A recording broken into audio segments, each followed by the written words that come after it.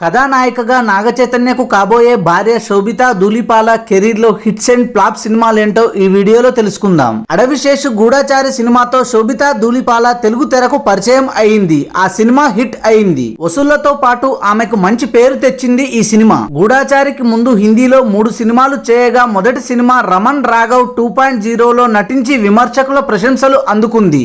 ఓటీటీలో శోభితా నటించిన made in heaven 2 సీజన్లు వీక్షకుల్ని మెప్పించాయి. భారీ హిట్స్ గా నమోదు అయ్యాయి. రమణ్ రాఘవ్ 2.0 కమర్షియల్ సక్సెస్ కాదు అనేది బాలీవుడ్ ట్రేడ్ టాక్.